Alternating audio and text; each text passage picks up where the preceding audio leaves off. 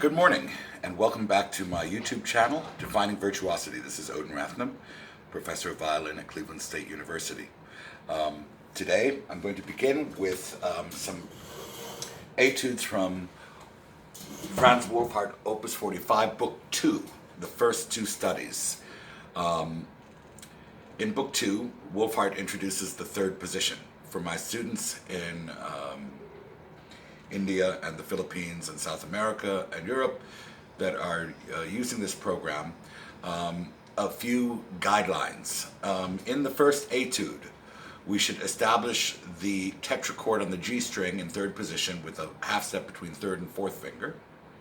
The same for the D string.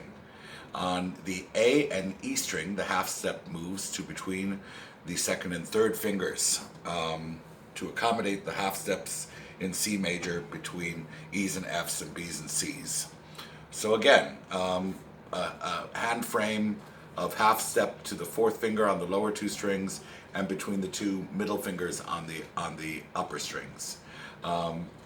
This you can practice very relaxed with the lifting and dropping exercises that I've outlined in other videos, making sure that the fiddle is rested primarily in the thumb and collarbone. You don't need, if you can find these tetrachords with really clean lifts and drops without any tension whatsoever in the shoulder and a straight spine, you're setting up your hand with conditions for vibrato, conditions for good left hand articulation and so forth, so that we can drop these intervals individually or as groups on the four strings, the half step here and here, and that none of that causes tension in the left hand whatsoever, and that the fingers each are lifting independently from the angle that they are attached to the palm at the base knuckle, with the palm turned well in over the instrument like this. Yeah. As soon as we've established that in the first etude, number 31, I like to practice this. At this point, the student has, generally speaking, learned to do slurs and is comfortable with them. So I like to do four-note slurs and start off very simply.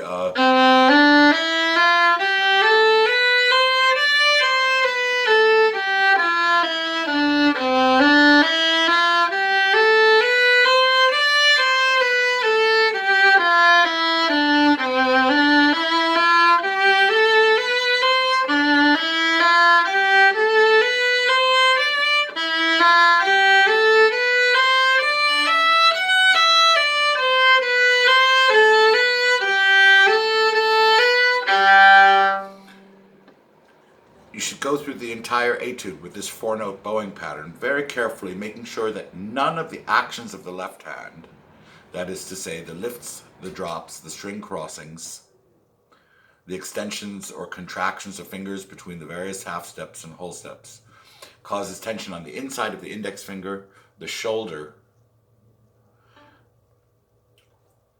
the thumb, not too much pressure in the thumb, and that the taps are very clear.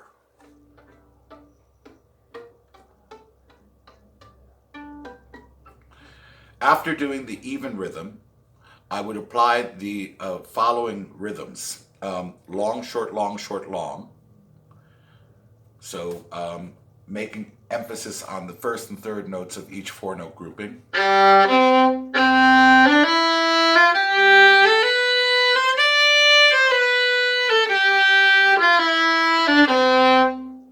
The reverse, where we emphasize the second and fourth notes of each grouping.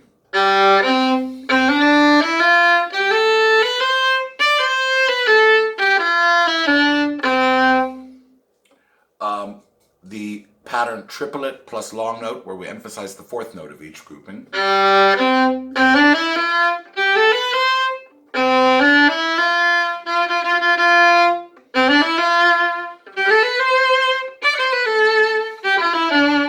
the reverse, where we emphasize the first note of each grouping.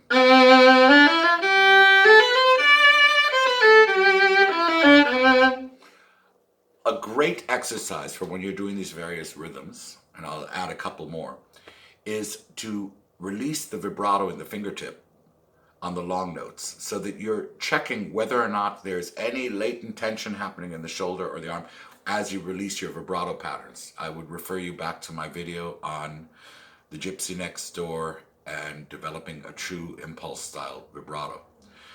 This is dependent on the shoulder not being involved and the fiddle resting on the collarbone so that the arm is free. We can hear tension in the shoulder in a vibrato pattern instantly. These are some methods for just mastering the left hand, and that is to free up a variety of bowing exercises that can be practiced with number 31. The first is a straight détaché, where we're playing in the middle of the bow. I'll stand for this so I can demonstrate better. Where we're playing in the sort of middle third of the bow, a nice broad détaché.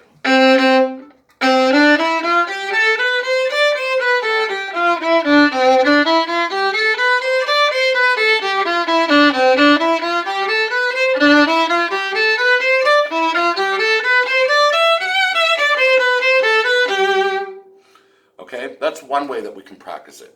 I also like, again, to emphasize practicing collé because I spend so much time with my students developing the horizontal motion of the hand and all of the 5 actions that are described in my master classes from Juilliard and here on this channel, of how we're able to move the bow horizontally, vertically.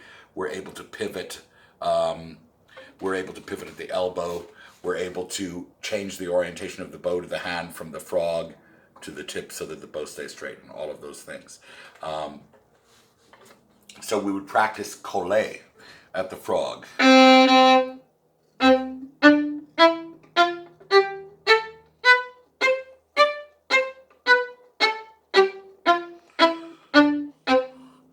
Also practice the idea of doing an up bow collé, letting the arm go down to the tip. Do a down bow collé at the tip with the fingers, but as you do the down bow collé, let the arm go up.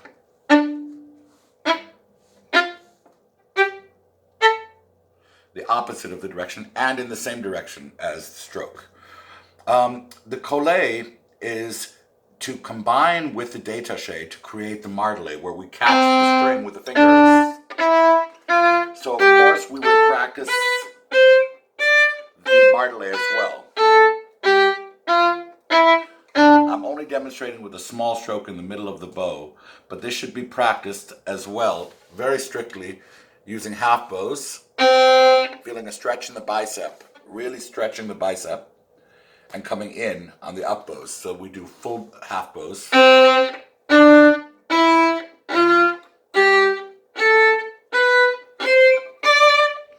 Okay, and from the frog to the middle, the same stroke.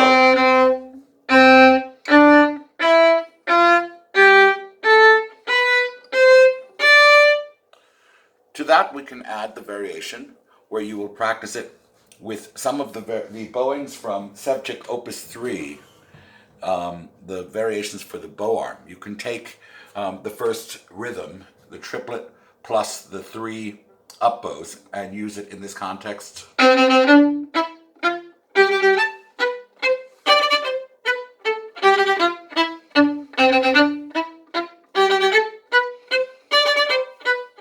Or variation number 3.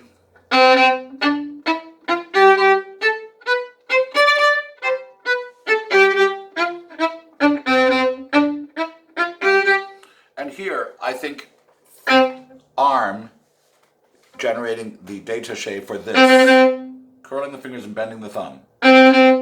Then I do 3 collés, but the third collé ends in this shape, and that gives us our curled fingers with the bent thumb, and you take the next note, détaché.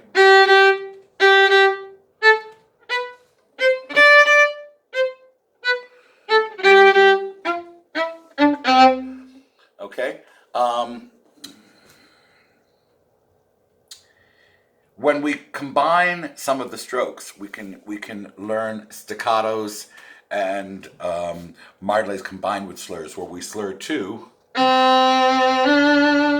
Martelé, martelé.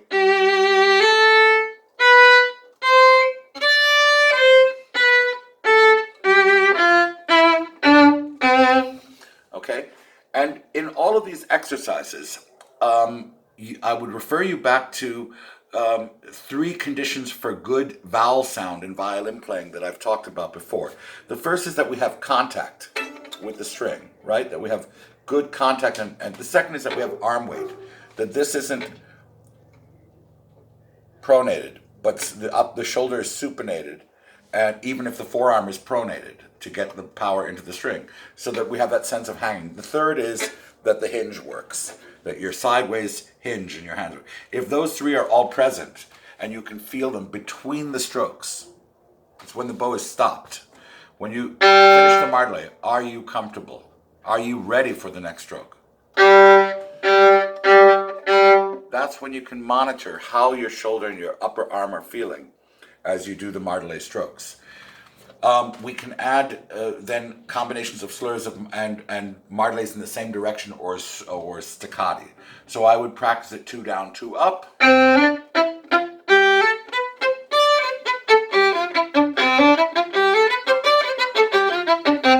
Or 2 down and 4 up, 6 up.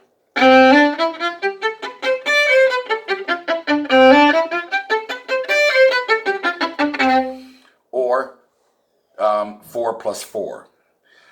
This can even be practiced to extend the staccatos further with 2 notes down and then 14 notes up, so that you're doing longer scales.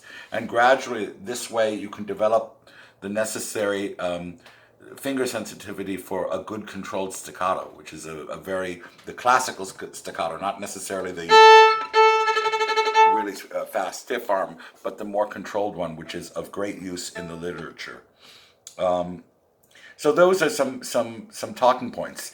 As you play through the straight etude, don't forget to react to harmonic changes and lines.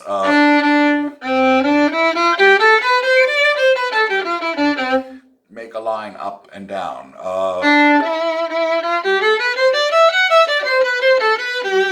Now we're in G major dominant.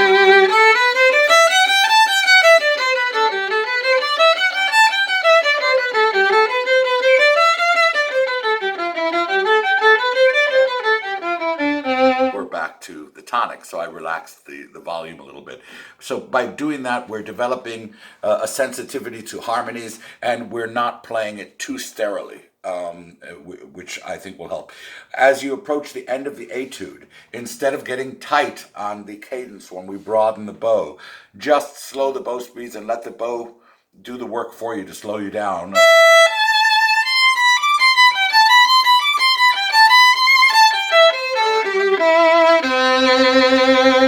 So that it's not, the act of slowing down doesn't cause tension.